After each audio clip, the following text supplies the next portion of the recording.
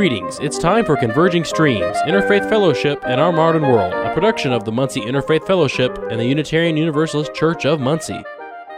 Today's topic is Understanding Islam. Please welcome Reverend George Wolfe with special guest Faiz Rahman. Hello. Last week we talked with Dr. Faiz Rahman from the Ball State University Department of Geography. Faiz is associate professor at Ball State University, and he comes to us from Bangladesh. He was raised in the Muslim tradition, and he continues to practice his faith in Muncie, Indiana, where he's very active in the local mosque and Muslim community. He's also been very much a part of the Muncie Interfaith Fellowship, a very strong supporter of our interfaith dialogue, our interfaith worship services, and the efforts we make serving the food pantry at Friends Memorial Church in downtown Muncie. I began our interview in the last segment with a short reading from the Quran, which our listeners may not be too familiar with, the Quran being the revered and holy book of Islam. And I would like to do the same today. This book, without doubt, has guidance in it for the conscientious, those who believe in the unseen and steadily practice prayer and give of what we have provided them, and those who believe what has been sent down to you and what was sent down before you and are certain of the hereafter. They follow guidance from their Lord, and they are the happy ones. That's from the Muslim Quran. Faiz, let us continue our interview. We talked already about people who may not be familiar with what's in the Quran. I know there's a lot of people who have misconceptions of Islam, and perhaps by your experience you may have run into some of that. Would you like to speak to a few of those ideas that perhaps people have that are misconceptions of the faith? Yeah, I think Islam is the most misunderstood system in the West. Mm-hmm. Even though Islam and Christianity has so many things very common. But somehow, I guess, maybe because of media, because of our past history, and so forth, there are a lot of misconceptions about Islam.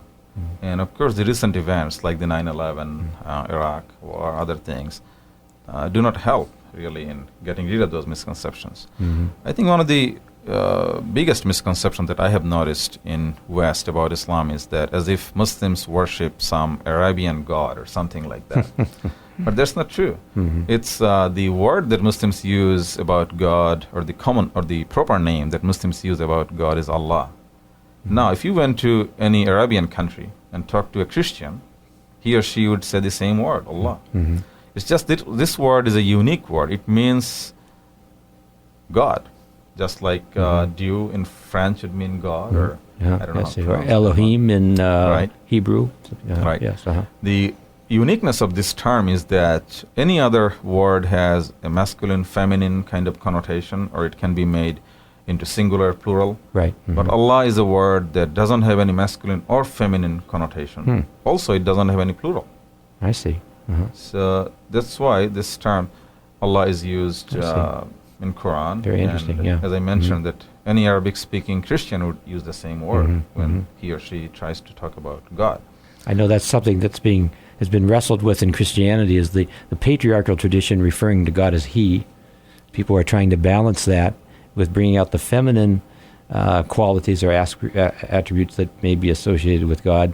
And then there's also those of us who see God as transcendent. Mm-hmm. Basically, Allah appears to address the transcendent status of God. Right. Would you agree? Yeah, I do. And that's the idea is that God is not a female or male, that it transcends those gender issues or time issues and so forth. Mm-hmm.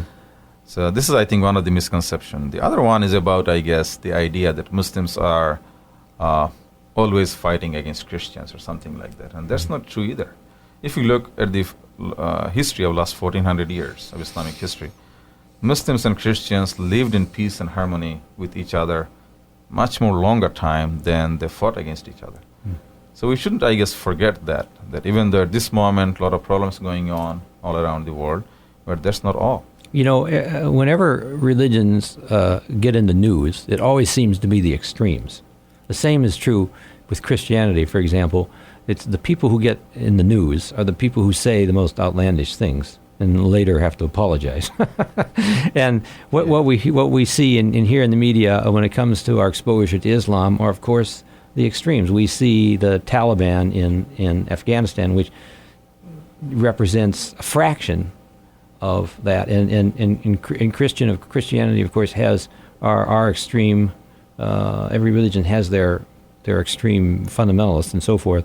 And, of course, the value of interfaith fellowship is to give people a much more accurate, balanced, holistic picture of religion, and also attune people into the essence of the teachings within the Scripture, which are not extreme, which really have a lot in common.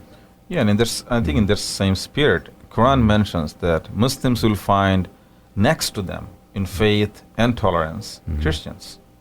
And it's a verse in Quran. Yeah. Mm-hmm.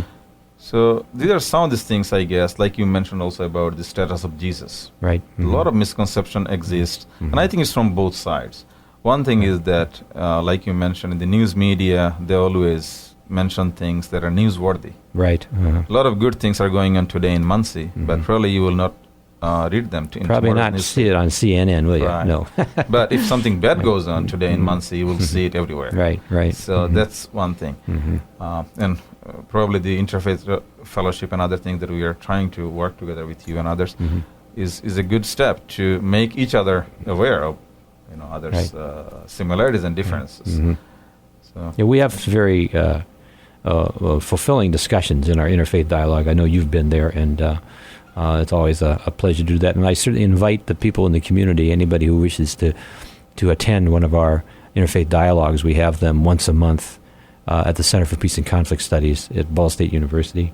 Those of you who would be interested in being exposed to interfaith dialogue, I ask you to call 765-285-1622 and leave a message there, and we can get back to you as to when those are being held. We also have interfaith gatherings, which usually involve a carry-in dinner, and these are especially fun, and the food is great. Those are open to the entire community, and we usually have a wonderful time there. And then we help with the food pantry at the Quaker Church, where we take up collections and contribute there, and both in terms of financially, but also being there to interact with the people who are in need. And then once a month, we also have interfaith worship services that I hold for anyone who's interested in the interfaith worship experience. There's another misconception you were talking about had to do with the status of women in Islam. Would you like to speak to that a little bit? That's also another issue, I guess, in the West, highly really misunderstood. In Islamic tradition, women wear headscarf. Right. And if we look back, even in this country, 100 years, maybe even less than that, we'll notice that women used to wear headscarves. In traditional Jewish families, you will see women wearing headscarves. So this idea of wearing headscarf is common to all three of these Abrahamic traditions. And just by wearing headscarf, a woman is not subjugated to torture or something like that.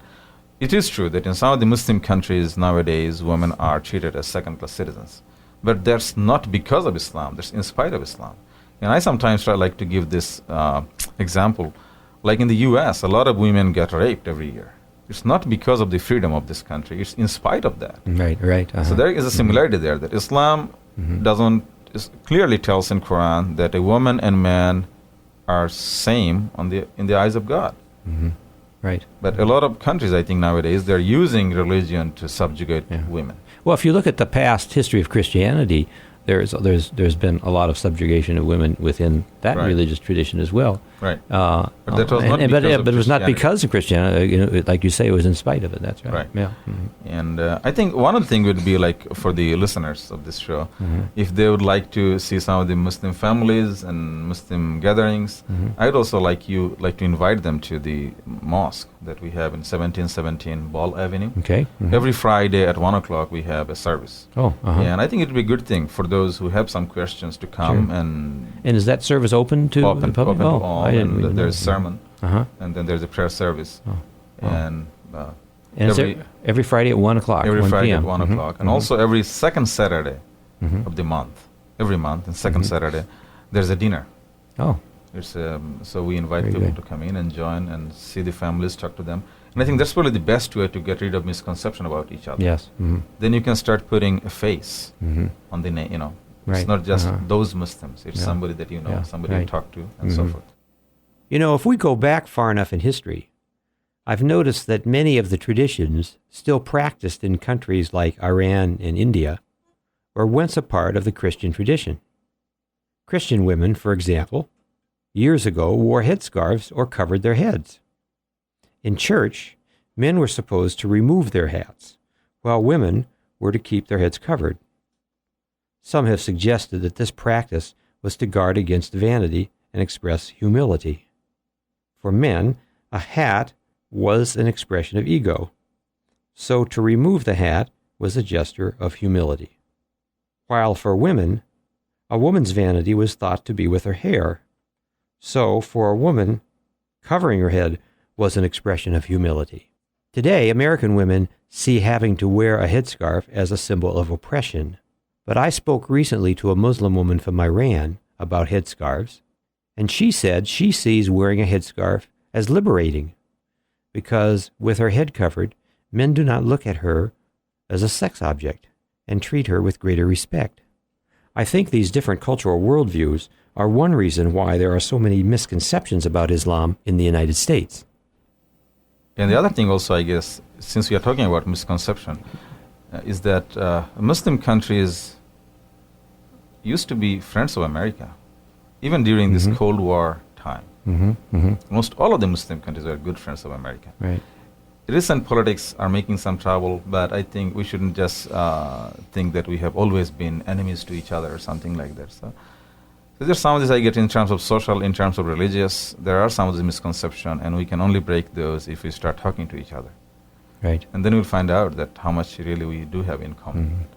We really appreciate having you here as our guest today, and delighted to know of the Friday and Saturday invitations that you have available at the mosque. And I hope that our listeners will seriously consider joining you and getting to know the wonderful people at the mosque. Could you give us the phone number of the mosque, or some way that they could contact someone if they're interested in attending one of those services? Let me give my phone number. Okay. And it's 765-282-2030. So it's 765-282-2030. So please contact Dr. Faiz Rahman. Dr. Rahman is an associate professor at Ball State University and has been very active in the Muslim community, and also has been very supportive of the Muncie Interfaith Fellowship. As you could hear, he's also quite knowledgeable about the Quran. Faiz, please come back and join us. Thank you very much for giving me this chance. And to all of you who are listening, may the peace of God, which transcends understanding, be with you always.